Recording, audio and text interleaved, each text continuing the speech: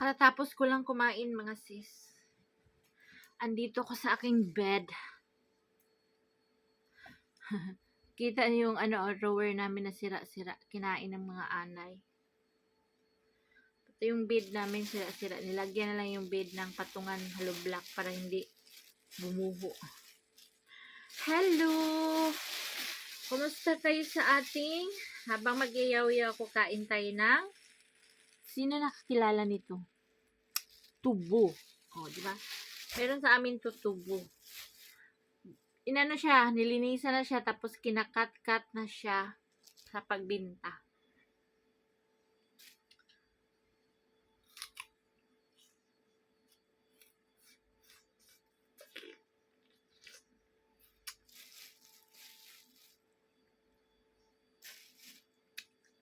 Gusto ko kasi matubig siya. Ano na to?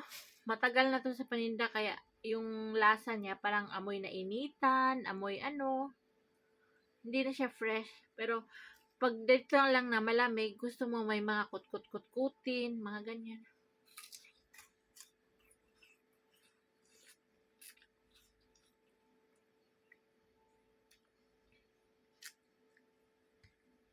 Kahit hindi na siya fresh, para may nguyain lang ba? Walang ibang manguya, walang ibang makain dito.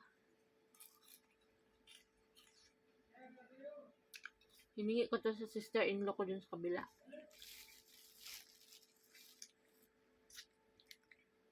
Kasi nagbayan sila kanina eh.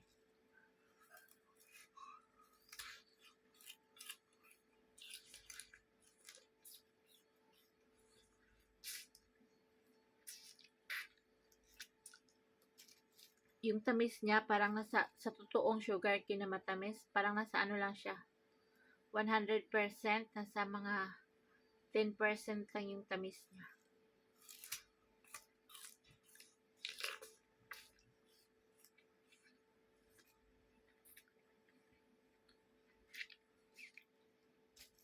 Iba talaga yung galing sa puno kay matamis, no?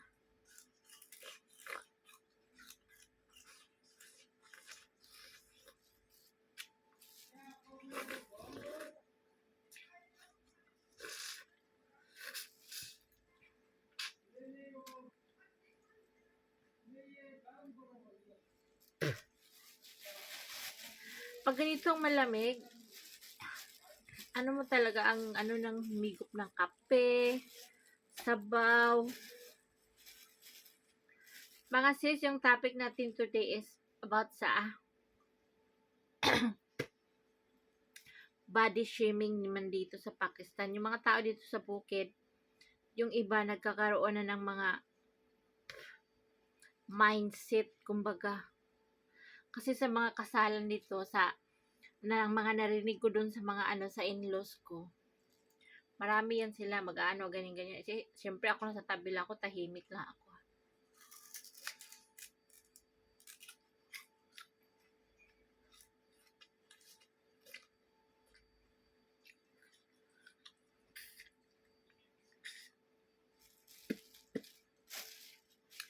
Tahimik lang ako, mga sis. Tapos may ikakasal dito sa amin.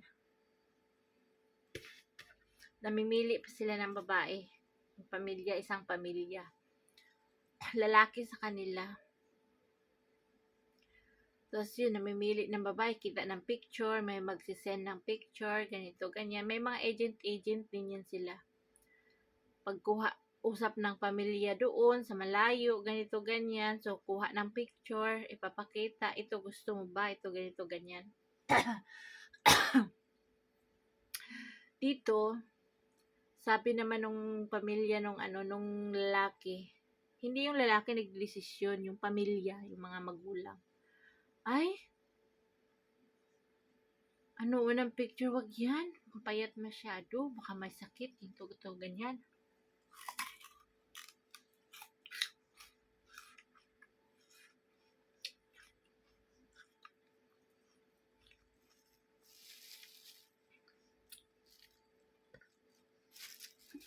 Tapos, sige, okay na. Sunod araw naman yung agent, nagdala na naman ng picture ng, ito, gusto mo? Ay, Ang taba-taba naman yan. Payat ayaw din. Kung tama-taba ayaw din. Ang taba-taba naman yan. Grabe. Sabi ganun, grabe. Ang taba. Siyempre ako nakakarinig ako sa usapan na, huy, grabe naman. Nasa body shaming na pala itong mga ito. Kahit taga-bukid. Dati walang mga ganyan. Ngayon meron ng mga ganyan. Ay, wag yan kasi ang taba-taba. Taba-taba daw. Yun na. Ang sabi naman nung isang matanda, puro na sila matatanda, nag-uusap, nakinig lang ako. Ang sabi ng isang matanda, wag niyo tingnan ang panlabas na anyo. Ang importante, yung ugali, kung mabait ba. Hindi yung nakatingin kay sa physical, kung maganda ba o pangit. Excuse me. Isa nagsalita ng ganyan. Sabi din yung isa, oo, tama yan. Tama yung sinasabi mo. Wag sa panlabas. Sa loob mo tingnan ang importante. Anhin mo naman yung maganda. Mukha maganda, yung magkatawan maganda. Kung hindi naman kayo magkasundo after, so, paano na? Kung yung pamilya, tawag nito, yung demonyo yung pamilya, paano na? Di maghiwalay lang din after. Ang tingnan niyo yung pamilya kung mabait, hindi yung itsura, sabi ng isang matanda. Correct naman din, may points naman din. Ngayon this time nagkakaroon na sila ng slowly open mindset. Hindi tulad dati na close talaga, yung kung ano lang meron yun lang. Ngayon may na sila na pumili, meron na silang na pagsabihin ng pamilya, hingiin, ay gusto ko yung magkapatid, gusto ko yung anak mo, sister, gusto ko yung anak ko, pag ganito, ganyan. Meron na silang way na maghindi, meron silang way na mag-yes. Hindi tulad dati na as in, wala silang way na mag-no or mag-yes, mag-no. Yes lang sila ng yes. Pero ngayon, meron na silang way na mag-no. Sa mga relatives ha, pwede na silang hindi mag-arranged marriage. Bukas na yung isipan nila ngayon. Sa mga anak nila na gumagamit ng mga teknolohiya, nakikita sa mga Facebook, sa mga TikTok, ganun.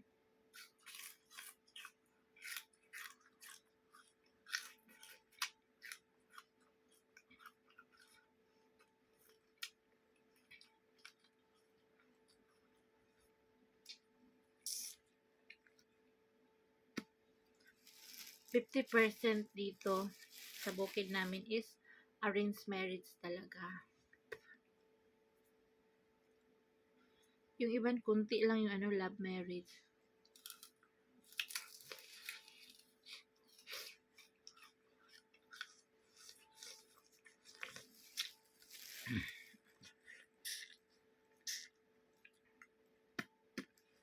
Ang iba naman dito, pag may kasalan, siyempre, separate yung babae at saka lalaki. Yung mga lalaki, pasiplat-siplatin doon sa mga babae. Pag wala makatingin sa akin, siplatin doon sa mga babae. Halimbawa, babaan ng papasok na yung mga babae, tapos yung mga lalaki nasa labas. Pasiplat-siplat na yung mga lalaki dyan, Pero, tumitingin pala sa mga asawa nila, kunwari. Tapos yun, pagka kinaanuhan, after ng kasal ng isa, sabi naman yung isang kapitbahay, gusto daw ng anak ko na yung anak mo maasawa. Yun yung meron na ring way doon yung mga anak dito na sila ang pumili sa maasawa nila. Meron na dito, hindi yung hindi yung katulad ng nanay lang talaga ang masunod, nanay ang naghahanap. Meron na rin dito, ang mga lalaki na rin ang gusto nilang humanap ng kung sino yung asawahin nila. Yun, magsabi sila sa parents nila, nga mama, gusto ko ganito, ganyan, ang maasawa ko. Pag-usapan nyo doon, ganito, ganyan. Ganun. Meron dito na, pag may kinakasal, syempre, daming pumupunta, mga tao, ganyan, mga babae, lalaki, doon nagkakitaan, pero bawal sila mag-chat to chat, bawal mag Facebook sila, parents to parents yung kakausap sa kanila. Utusan sila ng anak nilang lalaki na nakita niya, na type niya, gusto niya, yun ang asawahin niya. So, yun. Family sa family na mag-uusap.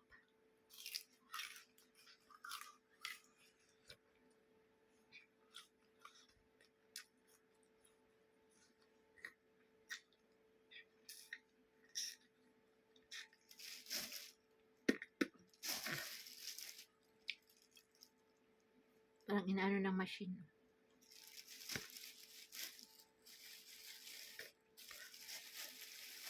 Kaya yun dito mga sis. Meron din dito matagal na kapag-asawa kasi namimili sila ng pamilyang galing sa abroad, ganyan. Ayaw nila dito sa Pakistan. Gusto din nila pumunta ng ibang bansa kapag nakasal sila ng taga-ibang bansa na nagtatrabaho. Kasi once maasawa ka dito ng taga-ibang bansa nagtrabaho, madadala ka rin doon. Uso dito sa amin yung lugar na England or UK. Ang daming Pakistani sa UK.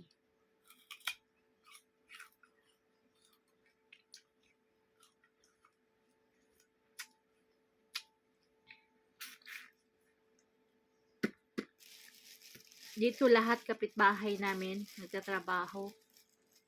100% taga UK.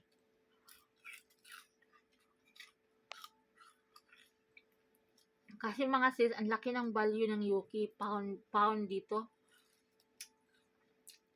Isang pound nasa 300 plus.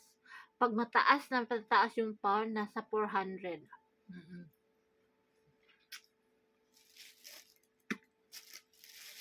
Sa pera nila, dito, napakalaki ang value. Luma na to, color brown, yellow na. Amoy araw na.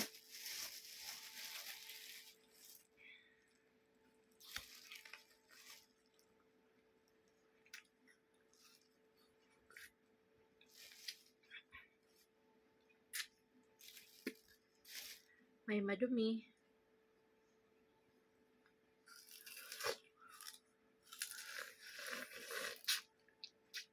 Gas.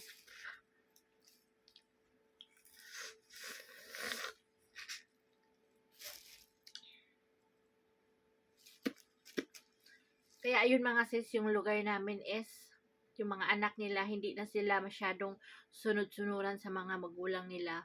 Marunong na silang mag-say na no. Dati, yes lang. Ngayon, pwede na sila mag-no. Pinakinggan sila din ng mga magulang nila. Kaya yun. Maganda na ngayon na habang yung panahon pataas ng pataas, umiidad ng umiidad yung panahon. Nagkaroon na rin dito sa bukid namin yung mga tao dito. Nagkaroon na rin ng open mindset. Mindset nila nagiging open na rin sa mga new generation, kumbaga. New generation ng mga bata. Unlike sa dati na sila lang talaga yung masusunod. Pero ngayon, hindi na. Yung mga anak na nila ang masusunod. Kumbaga, may karapatan na yung mga anak nila magsabi na, no, ayoko sa kanya, mama. I don't like her. Ganyan. Mostly ang lalaki dito ang namimili. Pag babae, parang kakaunti lang yung magsinang no, kasi kung gusto ng parents yun. Pero pag lalaki, dito mostly mamimili ang lalaki. Kung magkasundo sila dalawa ng babae, di happy, kasalan na agad.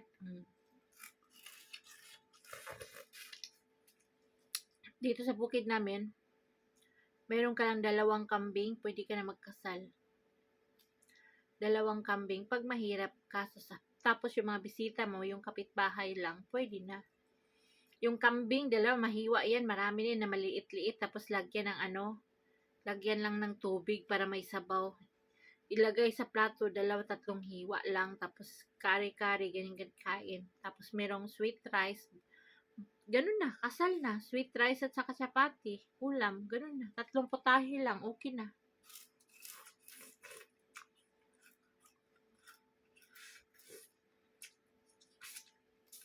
Pero yung mga mayayaman, pupunta sila doon sa sa gym, yung mga malaking building, doon sila magre-rent sila doon. Kasama ang pagkain na sa mga 1,000 per head. Minsan naman, depende sa ulam, 1,500 per head, ganun. Kaya, limit lang ang imbitado sa isang pamilya, isang piraso lang pupunta pag mayayaman ang ikasal.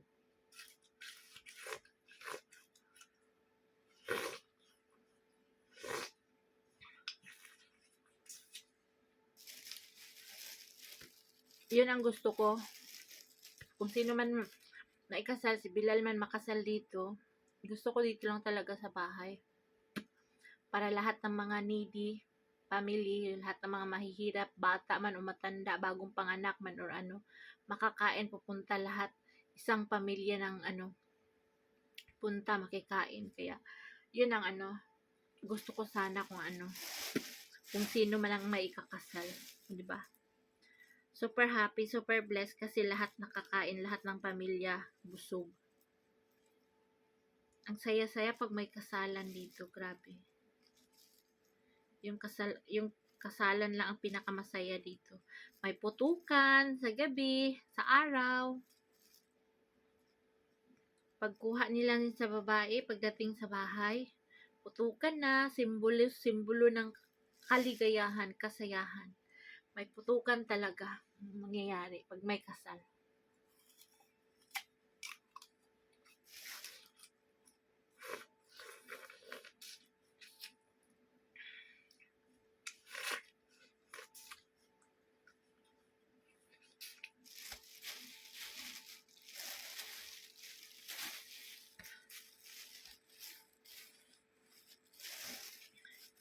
Grabe kasaya dito pag may kasalan. Walang kasing saya ng mga lalo na sa bahay. Punong-puno yung bahay mo ng mga kapitbahay. Kung nag-i-invite ka. Pero kung hindi ka in-invite, hindi ka pwede pumunta dito din. Yun lang ang maganda sa kanila. Kasi kapag hindi ka invited, hindi ka pwede pumunta. Pero pag sinabihan ka, may agent niyan sila dito. Kapag napasyalan, napuntahan ka ng agent, ang agent niyan, whole day yan, maglalakad, puntahan yung mga bukid, mga bahay na nandun sa taas ng bukid, sa tuktok ng bukid. May papaano yan sila ipapalakad na agent na. May tao dito na ganyan ang trabaho niya. Magbahay-bahay, house to house. O, kasal pala ng anak ni ganito, ganyan. Pumunta ka daw, imbitado ka. Kayong lahat, ganito, ganyan. Di, pagkasalan yan sa isang pamilya, ang daming member of the family. O, pasok, kain sa isang tent niyan. Pasok na dito, paupuin lahat yung kumakain. Kapag wala ng silya, stop muna. Hintayin muna natin silang matapos, saka lalabasin saka naman kayo papasok. So, ganun ang dito, kasalan. Yung malaking trapal, ganyan yan, may mga upuan yan sa loob. Tapos ka na kumain, labas na. Pasok naman yung iba, ganyan, naka-fulling line yan sa labas. Ang ganda ng pamamalakaran nila dito kapag may kasal kasi busog lahat. So, yun. Ako, pag may kasalan, minsan hindi na ako napunta. Kasi alam nyo mga sis, umay na ako sa pagkain na chapati. Kasi sa atin, rice, di ba? White rice tayo, di ba? Sila hindi. Chapati talaga yung kung ano yung food nila. Ako, umay na ako sa curry. Parang, pag matingin ako, masusuka na ako sa ang daming mantika, lumulutang. Parang hindi na ako pumupunta pag may kasalan kahit invited ako. Kasi ganun ang pagkain, sabi ko. Expected. Kung merong dyan, may mga chapsuy, sana, may mga sabaw. Wala man, kaya hindi na ako napunta ng kasalan. Minsan nga, may nagsabi sa akin, bakit hindi ka pumunta? Invited ka. Sabi ko, naglalaba ako, ganito, ganyan. Ganun yung rason ko. Kasi nga, pagdating doon, ganun ang pagkain. Pagdating dito sa bahay, ganun din yung niluluto ko. Chapati din, curry din. Para bang wag na, Rosana. Parang hindi ako nabubusog sa pagkain kasi buti pa lang dito, kumain ka ng white rice dyan at saka itlog, fried egg, busog ka na. Ako doon, hindi na ako pumupunta. Depende kung sino ang ikakasal. Pag family nila Elias, close family, anak ng kapatid niya, napunta ako sa mga ganun. Kasi hindi ka napuntang ganun. Bawal naman yung family. Tapos yun, pag hindi family, hindi ako napupunta na. Napansin nyo, diba? Hindi na ako napunta. Si Myra lang lagi yung nakapunta. At saka si Bilal, di kaya si Elias. Talaga sa family nila Elias, wala nang ikakasal na lahat may asawa na. Kaya ang thorn ng kapatid nila Elias, may anak na wala pang kinakasal. So, kaya, yun. Pag may kinakasal, automatic punta si Bilal. Kundi kaya si Myra.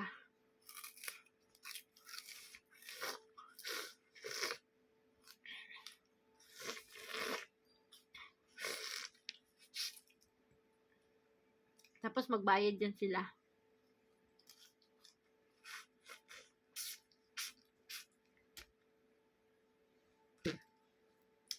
Magbayad ng amutan nila 500, di kaya 1,000, ganyan. Kasi pag time naman na ikasal sila, yung kapitbahay na naman ang magbibigay. So, this is it mga sis. Tapos na akong kumain. Tapos na rin ako nag-yaw-yaw.